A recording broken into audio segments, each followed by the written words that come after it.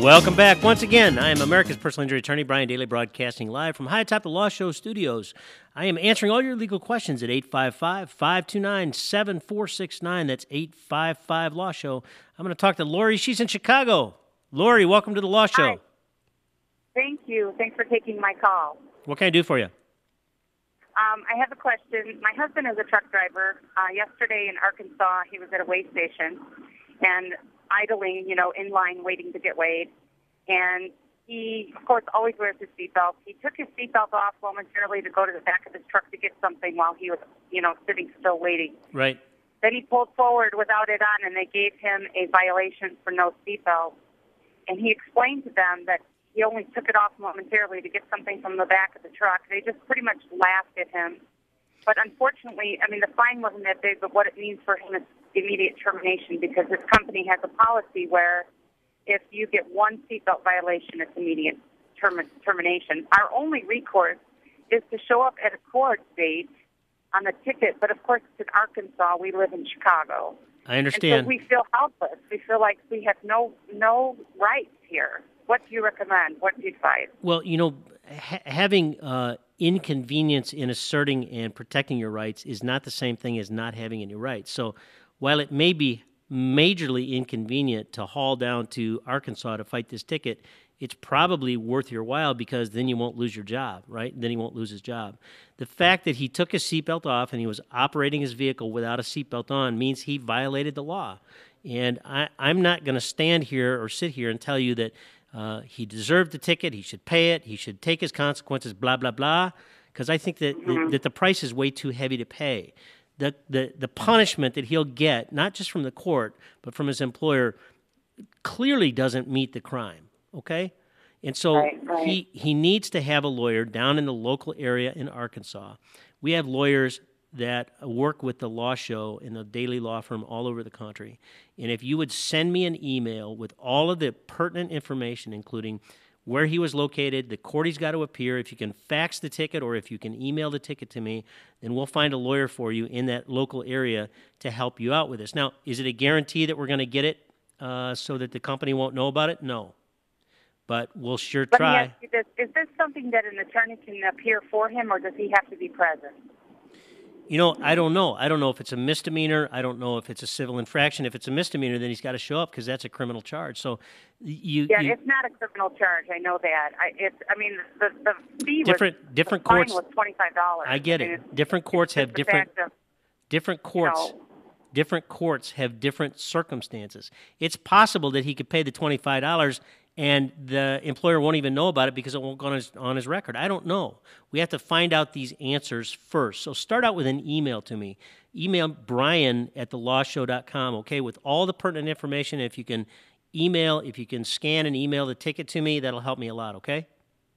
Right. Okay. Thank you very much. All right. Thanks for calling the Law Show. We're going to continue answering your legal questions at 855-LAW-SHOW. That's 855-529-7469. We're going to talk to Jacob. He's in Illinois. Welcome to the Law Show, Jacob. Hi, how are you doing? Couldn't be better. I have a question. My brother is coming home from Afghanistan. Okay. And he has a couple of weapons that he's going to be bringing home with him. Okay. When I was 19, I got a felony, and I spent 4 years in a correctional facility. Although I am out of the correctional facility, that felony follows me around, and he's planning on moving in the same house that I am. Okay. Does that mean that I either have to move out, or does he have to get rid of his weapons, or how does that work? I'm not sure about that, but let me ask you a couple of questions that are probably more pertinent. How many convictions of criminal charges do you have on your record? One. That's it. Have you ever sought to have it expunged or the record sealed?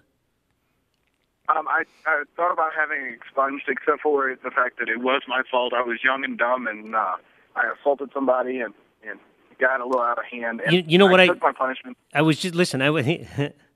You've done everything that you were supposed to do, right? The law exists for people to punish them and also to reward them.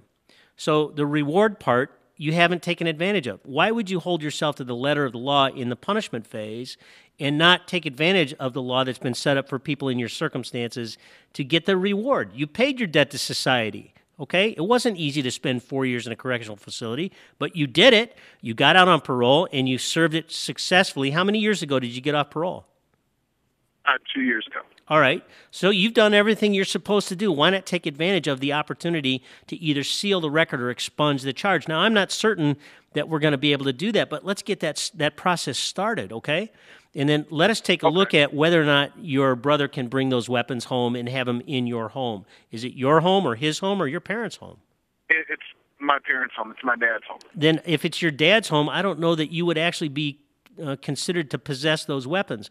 But listen, given the fact that that could form the basis of another felony conviction for you, you're doing the right thing. You're contacting the law show to find out, hey, what do I got to do about this? You've got the slightest inkling that you may have some sort of a legal issue. The first thing you did was you started looking for information. I commend you. You're going to get the law show gold star for doing what you're doing. Now, follow through. Send us an email. Let us know who you are and what you've done, and we'll get a lawyer right on this right away. And if after our consultation you want to hire us to help you out, we'll do that. Or get to another lawyer that knows what they're talking about, okay? Okay, I appreciate the information. You're welcome. When does your brother come home? He'll be home in April, at the end of April. Would you do me a favor? Yes. Would you tell him everybody at the Dailey Law Firm and the law show really appreciates his service? We recognize the liberty that he is protecting for us, and we really appreciate it, and we appreciate your family sharing him to do that. So good luck, Godspeed, get him home, get to a lawyer right now and figure out what you got to do. Okay, thank you. Thanks for calling the Law Show. We're going to continue answering your legal questions at 855-LAW-SHOW. That's 855-529-7469. Now we're going to talk to Jim. He's in Indiana. Jim. Yes, sir. I was talking to you a little bit ago, but I got cut off. Take me off speakerphone. I'm not on the speakerphone. No. Okay, good. Okay. I have a promissory note from a man, February the 4th, 2012. It was dated. Yeah. This letter was written to make it a legal fact that I have given. This man wrote this note for me. I've given my personal items to Jim Carson to hold as pawned items until I pay Mr. Carson the more than $5,800 that you know what, Jim, you're on rents. Jim, listen, your question is way too convoluted, and we don't have time. I'm sorry about that, but Jim, I want you to give me an email and send me it, and we'll get back with you right away. I'm attorney Brian Dailey, America's personal injury attorney, Brian Dailey, broadcasting live from high atop the National Law Show studios, answering all your legal questions at 855-LAW-SHOW. That's 855-529-7469. We're going to continue doing this every single Saturday morning at 10 a.m., and soon we'll be nationwide. By soon, I mean within the next year and a half or 2 years, you'll be able to go anywhere in the country and tune in on Saturday at 10 a.m.